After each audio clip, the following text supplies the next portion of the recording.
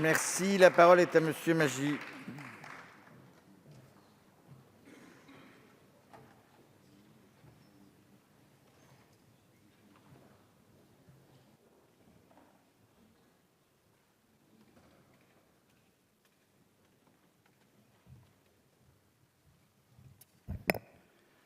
Monsieur le Président, Madame la Ministre, Madame la Présidente de la Commission des Affaires sociales, Madame la rapporteure, mes chers collègues, nous nous penchons une ultime fois sur le délit spécifique d'entrave à l'IVG, délit qui a été institué dès 1993.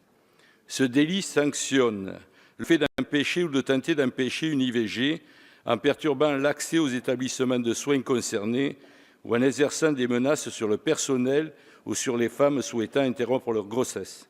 Ce délit puni de 2 ans d'emprisonnement et de 30 000 € d'amende s'est déplacé sur Internet puisqu'aujourd'hui, nous n'avons heureusement que très peu de perturbations au sein de nos hôpitaux.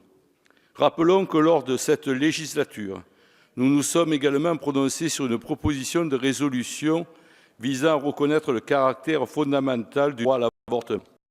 Alors qu'il nous semblait logique de soutenir cette résolution, nous avons constaté une fois encore l'opposition de certains au principe même d'IVG.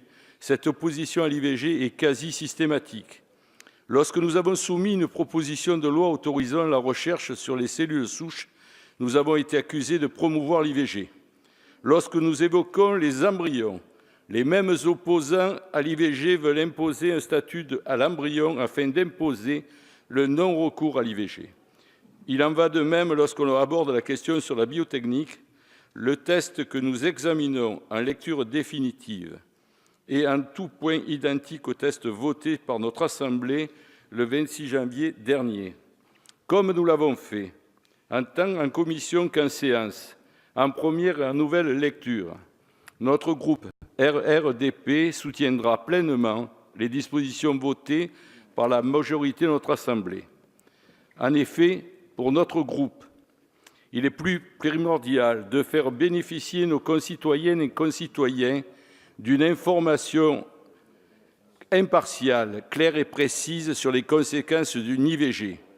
Personne ici ne soutient que le recours à l'IVG serait un acte anodin. Personne. Personne non plus ne remet en cause la liberté d'expression, mais en soi, il est nécessaire que le message des pouvoirs publics prime sur la désinformation, trop souvent causée par des groupes anti-IVG. Ainsi, la proposition de loi, telle que votée par notre Assemblée, vient combler un vide juridique nouvellement créé par les nouvelles technologies numériques.